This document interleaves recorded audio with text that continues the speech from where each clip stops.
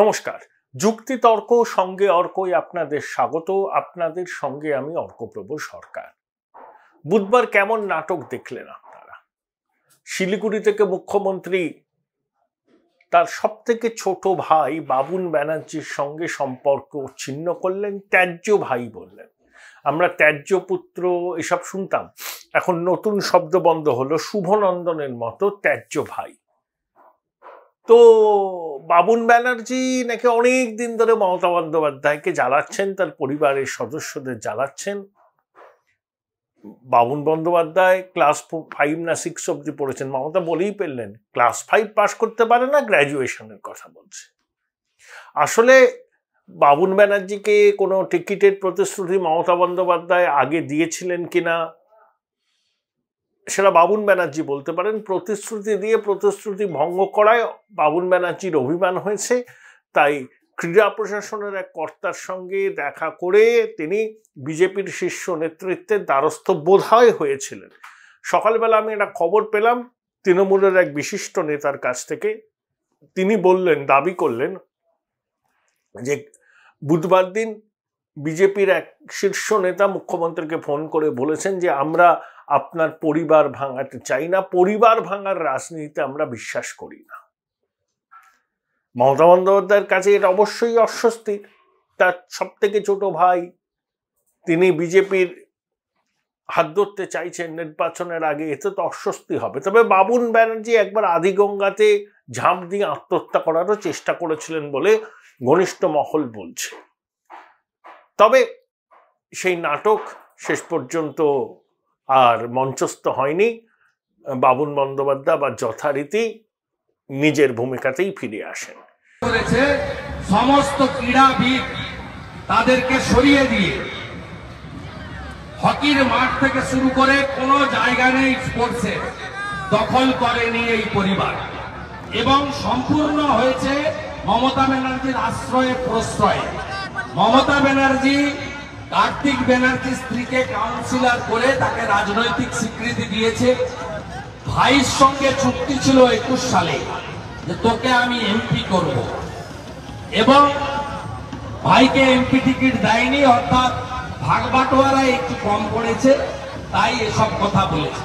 আর বাবুন ব্যানার্জিকে একটা কথা আপনাদের মাধ্যমে বলে গেলাম, আপনি পিসি আপনার দিদির সঙ্গে মানে আমাদের সবার ভোগী পিসি, তাই তো?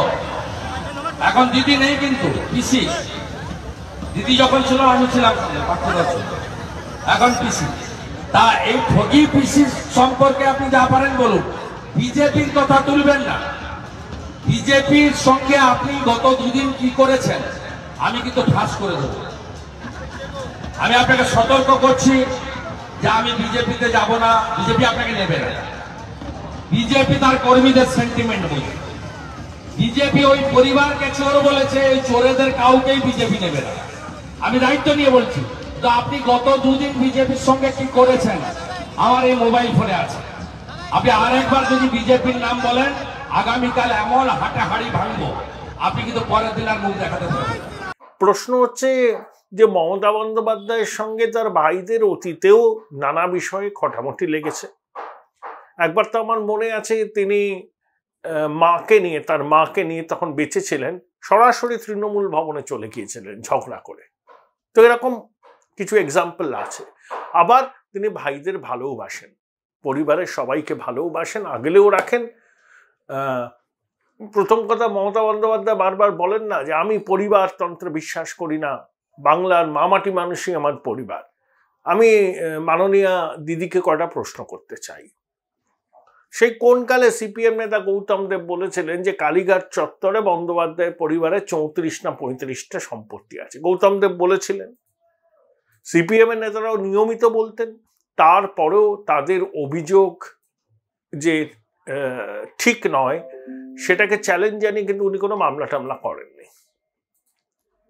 2, আচ্ছা, তৃণমূল কংগ্রেসের প্রতিষ্ঠা লগ্ন থেকে অনেক সিনিয়র নেতা আছেন, তারপরেও অনেক নেতা দলে এসছেন, কিন্তু মমতা বন্দ্যোপাধ্যায় তার এয়ার অ্যাপারেন্ট হিসাবে অভিষেক বন্দ্যোপাধ্যায়কেই চিহ্নিত করলেন এবং রাজ্যপাট সামলাবেন অভিষেক, সেটা কার্যত স্থির হয়ে গেছে। আজ না হয় কাল। তাহলে অভিষেকের থেকে কি বিদ্যা, মেধা, রাজনৈতিক বোধ সম্পন্ন নেতা কি তৃণমূলে নেই? অনেক আছেন, কিন্তু তাদেরকে ওই 3, 4, 5, 6, 7, 8, 9, 10, 11 কেউ কেউ আবার দ্বাদশ ব্যক্তি, ত্রয়োদশ ব্যক্তি, চতুর্দশ ব্যক্তি হিসাবে থেকে যাবেন। তারা কখনো এটা আশা করতে পারবেন না যে মমতা বন্দ্যোপাধ্যায় তাদের মধ্যে কাউকে তার রাজনৈতিক উত্তরাধিকারী হিসাবে বেছে নেবেন। হবে না। যোগ্যতা থাকুক বা না থাকুক, তিনি কিন্তু তার পরিবারের সদস্যকেই রাজনৈতিক উত্তরাধিকারী হিসাবে চিহ্নিত করবেন এবং ইতিমধ্যে করেও ফেলেছেন। এর থেকে বড় পরিবারতন্ত্রকে বা পরিবারবাদকে প্রশ্রয় দেওয়ার আর কোনো উদাহরণ আপনাদের সামনে আছে? ঠিক বিহারে এটাই হয়। আরজেডির কোনো নেতা কি এক্সপেক্ট করতে পারেন যে লালুজির পরে তিনি দলের দায়িত্ব সামলাবেন? না। হয় তেজস্বী, নয় তেজ প্রতাপ, নয় মিশা ভারতী, এর বাইরে যাবেন না। সমাজবাদী পার্টির কেউ কি স্বপ্ন দেখতে পারবেন? তার যোগ্যতা আছে ধরুন যে মুলায়ম সিং যাদবের পরে তিনি দলের উত্তরাধিকারী হবেন, তিনি দলটা চালাবেন? পারবেন না।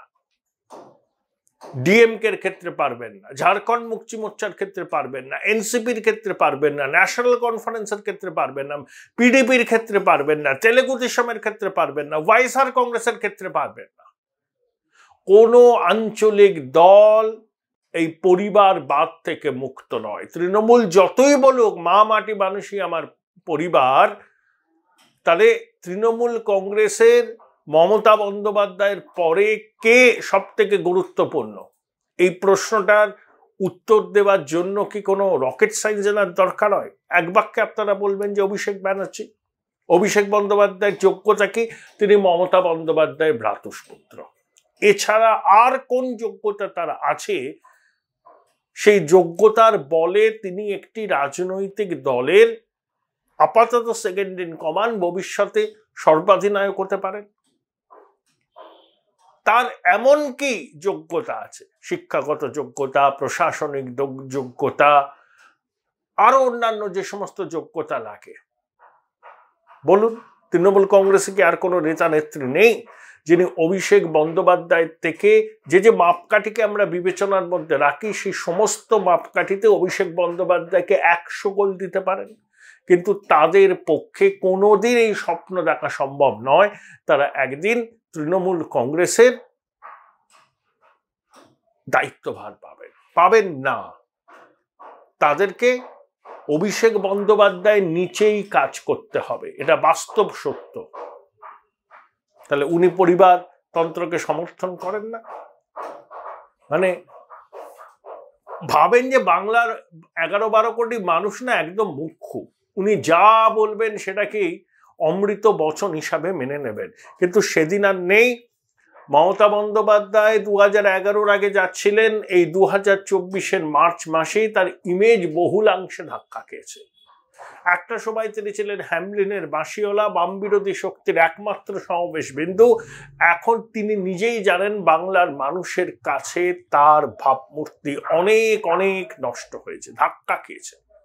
নানাবিধ করাপশনের অভিযোগে তার সরকার বিদ্ধ। Join Indian Institute of Hotel Management now. Right choice, right decision. আর গোদের উপর বিষ পড়ার মতো পারিবারিক কলহ। সিএ নাকি উনি করতে দেবেন না। অমিত শাহ একটা সংবাদ মাধ্যমকে দেওয়া সাক্ষাৎকারে বলেছেন যে সিএ হবেই। শরণার্থী আর অনুপ্রবেশকারীর মধ্যে মমতা বন্দ্যোপাধ্যায় পার্থক্য করতে পারছেন না। তিনি আগে অনুপ্রবেশ বন্ধ করুন। সিএ শরণার্থীদের নাগরিকত্ব দেওয়ার আইন, সেটা কোনো অবস্থাতেই প্রত্যাহার করা হবে না। নমশূদ্র, উদ্বাস্তু, হিন্দু, বাঙালি তারা নাগরিকত্ব পাবে। এত গা জ্বলছে কেন? এটা নাগরিকত্ব কেড়ে নেওয়ার নয়, এটা নাগরিকত্ব দেওয়ার আইন। এর সঙ্গে এনআরসির কোনো সম্পর্ক নেই, ডিটেনশন ক্যাম্পের কোনো সম্পর্ক নেই। আসামে এনআরসি হয়েছিল আদালতের নির্দেশে, সেই এনআরসি প্রক্রিয়া বাতিল।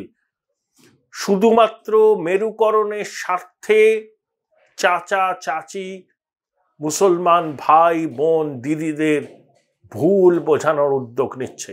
শুধু মমতা বন্দ্যোপাধ্যায় নয়, কংগ্রেস, বাম, আমি শুনলাম প্রসেনজিৎ বসু, কিছু বিদ্বজন, সেই কৌশিক সেন নেমে পড়েছেন দেখুন রাস্তায় no vote to BJP campaign করতে।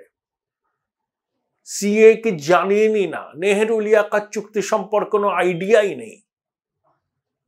আরে পাকিস্তান, এই কাশ্মীর যদি পাকিস্তানের আনফিনিশড এজেন্ডা অফ পার্টিশন হয়, সিএএ হলো আমাদের unfinished agenda of partition.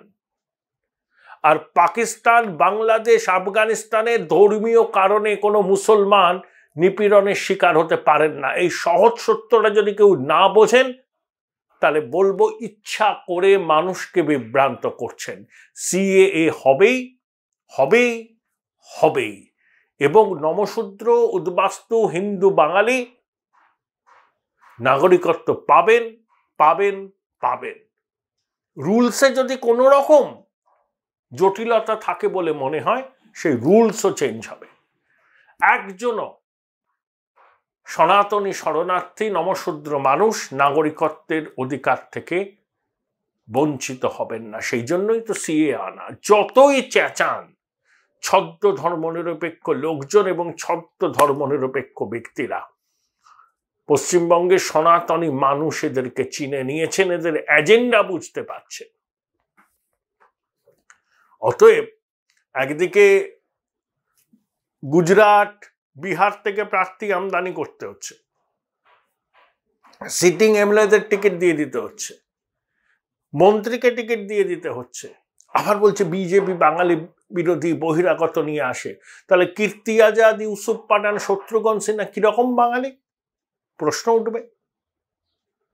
Shantanu সেনের মতো লোকজন বলছেন অগ্রপশ্চাৎ না বিবেচনা করে বিজেপিকে আক্রমণ করেছিলাম। আসলে টিকিটটা পাননি তো ক্ষুব্ধ হয়েছেন। তবে মেরুদণ্ডে এখন গাছপালা ঘাসপাতা জন্মে গেছে, তাই ওইসব বিদ্রোহতে কাজ দেবে না। ইমেজ তাদের কি সেটা মানুষ জানেন। এরকম অনেক ইতিউতি সব শুনতে পাবেন, এখনো পাবেন, লোকসভা নির্বাচনের পরে পাবেন। আর প্রশান্ত কিশোর তো বলেই দিয়েছেন, যারা বিজেপির অবিচুয়ারি লিখছিল তারা মূর্খের স্বর্গে বাস করছে। বিজেপির ফলাফল 2019-এর থেকে ভালো হবে। 18 থেকে 19 হবে না 18 থেকে 29 হবে, সেটা ফলাফল ঘোষণার দিন জানা যাবে। কিন্তু কোনো অবস্থাতেই বিজেপির ফলাফল 2018-র থেকে খারাপ হবে না। তাহলে বিজেপি যদি ধরুন তর্কের খাতিরে 24-25টা আসন পায়, তাহলে এই সরকার 2026 পর্যন্ত মসনদে থাকতে পারবে না বলে রাজনৈতিক মহল মনে করছে। কারণ তৃণমূলের মধ্যেই তখন অনেকেই বিদ্রোহের ঝান্ডা তুলবেন, ভিতরে ভিতরে ক্ষয়ে যাবে তৃণমূল, যেটা অভিজিৎ বাবু বলেছেন। তাহলে এখানে তো কোনো মতাদর্শগত অবস্থান নেই যার জন্য দল টিকে থাকবে। দেখুন, বামপন্থীদের মতাদর্শকে আপনি পছন্দ করতে পারেন, আবার নাও পারেন, সেটা আপনার ব্যক্তিগত বিষয়। বিজেপিরও একটা নির্দিষ্ট মতাদর্শ আছে, সেটা আপনার পছন্দ হোক বা না হোক। তৃণমূল কংগ্রেসের কোনো মতাদর্শ নেই, একটাই, এলো মেলো করে দেমা লুটে পুটে খাই। আর সিপিএমও এখন ক্ষয়িষ্ণু শক্তি, তাই সিপিএম বিরোধিতার তাগিদে সবাই জড়ো হয়েছিল। হরেক কিসিমের নকশাল, একদিকে কংগ্রেস, বুদ্ধজন, সবাই। এখন সিপিএমও ক্ষয়িষ্ণু শক্তি, আর সেই অর্থে কোনো রকম তো তৃণমূল কংগ্রেসের মতাদর্শ নেই। একজনকে জিজ্ঞেস করুন তো, ডেরেককে, ওইসব মুখপাত্র, যে আপনাদের বিদেশ নীতি কি, আপনাদের আর্থিক নীতি কি? আচ্ছা, আঞ্চলিক দলের সর্বভারতীয় সম্পাদক হয় কি করে? দেখবেন পালিয়ে যাবে, পালিয়ে যাবে, ফরফর ফরফর করে ইংরেজিতে কথা বলবে, কি বলবে নিজেই জানে না, পালিয়ে যাবে। কারণ কিছুই নেই Trinamool Congress. Conglomerate of disparate interests where only cement of solidarity is provided by power or chances of attaining power. That's all. আর কিচ্ছু না। এটাই হচ্ছে তৃণমূল কংগ্রেস। তাই লোকসভায় বিজেপির আসন সংখ্যা যদি 24-25টা হয়, অনেক রাজনৈতিক পর্যবেক্ষক বলছেন তৃণমূল সরকার তার তৃতীয় টার্ম পুরো কমপ্লিট করতে পারবে না। মাঝপথেই ভেঙে যাবে। বিদায় ঘণ্টাকে মমতা শুনতে পাচ্ছেন, বুঝতে পাচ্ছেন যে ডেজ আর গেটিং নাম্বারড, তাকে ক্ষমতা থেকে সরে আসতে হবে। সেই জন্যই অনেক সময় উদ্ভ্রান্তের মতো আচরণ করছে, অজস্র কথা এমন বলছেন যেগুলো সত্যের ধারকাছ দিয়ে যায় না। মোগল সাম্রাজ্যের পতন কিভাবে হয়েছিল? অভ্যন্তরীণ এবং বহিরাগত। কালীঘাটের ব্যানার্জি সাম্রাজ্যের পতন কিভাবে হবে? একইভাবে অভ্যন্তরীণ ও বহিরাগত। এমনটাই মনে করছেন রাজনৈতিক বিশ্লেষকরা।